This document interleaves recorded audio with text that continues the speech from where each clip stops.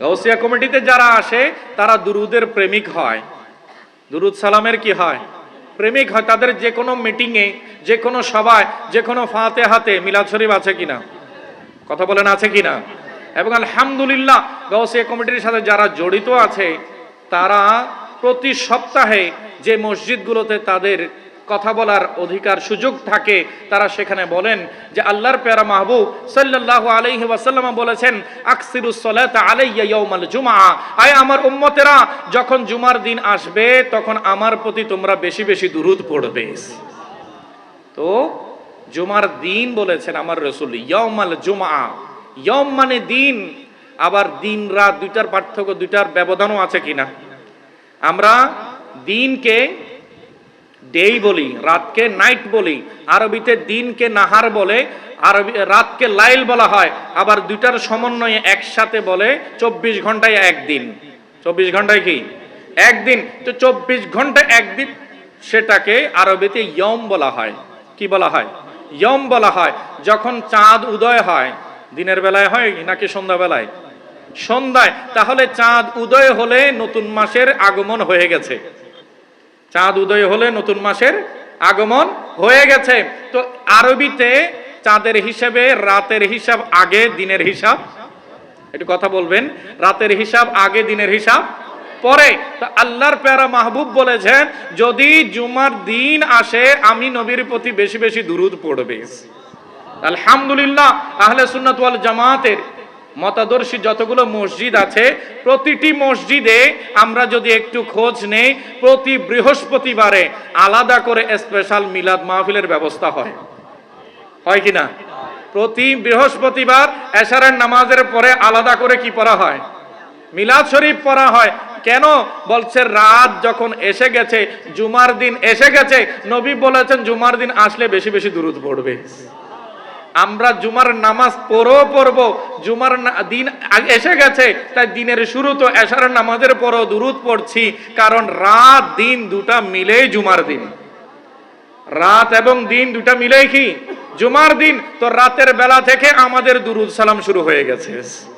আলহামদুলিল্লাহ, এটা আমাদের খুশকিসমতি। আল্লাহ তাআলা নবীর হাদিসের উপরে আমল করার এই সুযোগটা সুন্নিদেরকে দান করেছে। অন্যান্য মসজিদে দেখবেন যারা ভিন্ন আকীদা পোষণ করে এরকম মিলাদ শরীফের কোনো আয়োজন, দুরূদ শরীফের কোনো আয়োজন নাই। তারা বেদাত বলতে বলতে হয়রান হচ্ছে।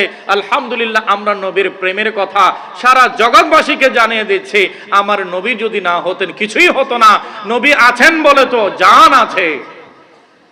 জমিন ও জমা तुम्हारे लिए, जमीन ও জমা तुम्हारे लिए, मकीन ও मका तुम्हारे लिए। সবাই বলে जमीन ও জমা तुम्हारे लिए, मकीन ও मका तुम्हारे लिए, जमीन ও জমা मकीन ও मका चुनी नो चुना तुम्हारे लिए, दहने में जुबा तुम्हारे लिए, बदन में है जा तुम्हारे लिए। हम आए यहाँ तुम्हारे लिए, हम आए यहाँ, हम आए यहाँ तुम्हारे लिए, उठे भी वहाँ। সবাই বলে जमीन ও জমা तुम्हारे लिए, जमीन ও জমা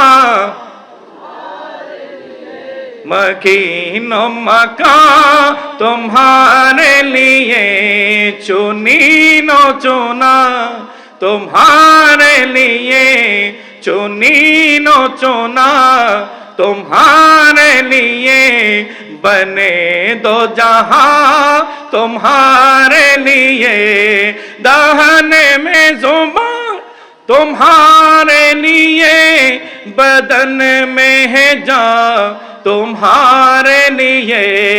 हम आए यहाँ तुम्हारे लिए उठे विवाहा तुम्हारे लिए। বড় করে বলি মারহাবা। আলা হযরত বলছেন আমার আজ এই অস্তিত্ব সেটা তো আমার নবীর জন্য।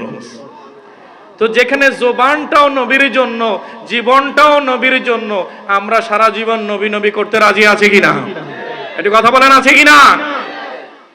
গাউসিয়া কমিটি শিক্ষা দেয় মানুষের উপকার করবে, মানুষের কল্যাণ করবে, মানুষের খেদমতে ঝাঁপিয়ে পড়বে এবং বান্দা জীবনে কোনো ধরনের বিশৃঙ্খলায় জড়াবে না, সহিংসতায় জড়াবে না।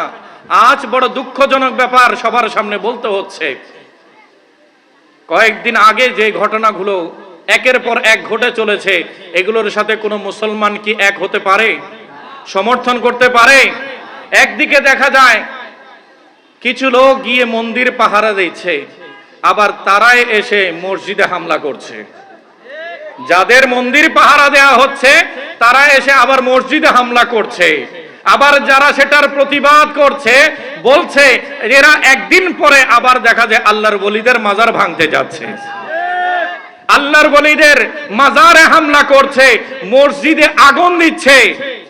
একদিকে মানুষ বলছে কি মুসলমানের মসজিদে আগুন দিয়েছে আমরা প্রতিবাদ করব, আবার ইসলামের লেবাসদারি কতগুলো গিয়ে আল্লাহর ওলিদের মাজার, আল্লাহর ঘর, মসজিদের মধ্যে আগুন জ্বালাচ্ছে। এরা হাজরিন, এই দৃশ্য কোনো মুসলমান সহ্য করতে পারবে? আজ কি আমি অন্য বিধর্মীদেরকে দোষ দেব নাকি ধর্মের লেবাসের এসব মুনাফিককে দোষ দেব? ধর্মের লেবাস এরা কি? এরা মুমিন হতে পারে না, কারণ যার যার মতাদর্শ ভিন্ন হতে পারে। ঘরটা কার? মসজিদ কার ঘর? এখানে সবার এসে নামাজ পড়ার অধিকার আছে। আল্লাহর ঘরের মসজিদের কারো আঘাত করার সুযোগ, কোনো অনুমতি? কিন্তু নবী মুস্তাফা সাল্লাল্লাহু আলাইহি ওয়াসাল্লাম আহাব্বুল বিলাদি ইলাল্লাহি মাসাজিদুহা বলেছেন, বলছেন দুনিয়ার জমিনে সবচাইতে আল্লাহর পছন্দের জায়গা হচ্ছে মসজিদ। আল্লাহর সবচেয়ে পছন্দের জায়গার নাম কি? মসজিদ। আজ সে মসজিদে আগুন দেয়া হয়েছে, আজ সে মসজিদে লাইট ফ্যান খুলে লুটপাট করা হয়েছে, হে মসজিদের মিম্বর ও মেহরাবকে কলঙ্কিত করা হয়েছে, অপবিত্র করা হয়েছে। এই জালেমেরা আবার ডাইসে এসে মাইকের সামনে এসে বলে আমরা ইসলামকে হেফাজত করছি। এটা জোরে বলেন নাউজুবিল্লাহ। এরূপ সন্ত্রাসদের সাথে ইসলামের কোনো সম্পর্ক আছে? এরা জুলুম করেছে এবং আল্লাহর দরবারে এদের কোনো ক্ষমা নাই। আল্লাহর সাথে, আল্লাহর মসজিদের সাথে বেয়াদবি। আর যার মাজারে আক্রমণ হচ্ছে তিনি তো আল্লাহর মাহবুব বলি। সহিহ বুখারী শরীফের হাদিসে পাক আমার প্যারা রাসূল সাল্লাল্লাহু আলাইহি ওয়াসাল্লাম বলছেন, قال الله, আল্লাহ সুবহানাহু ওয়া তাআলা ইরশাদ করেছেন, মান আদালি ওয়ালিয়ান ফাকাদ আযানতুহু বিল হারবি। যে বান্দা আমার কোন মাহবুব ওলির সাথে বিরোধিতা করবে, কোন ওলির সাথে দুশ্মনী করবে, শত্রুতা করবে, আমি আল্লাহ তার সাথে যুদ্ধ ঘোষণা করেছি। তো আল্লাহর সাথে যুদ্ধ ঘোষণা হলে ওই জালেমেরা কি পারবে? আল্লাহর ওলিদেরকে রক্ষা করবে কে? আল্লাহর ওলিদেরকে রক্ষা করবে কে? সবাই বলি মারহাবা।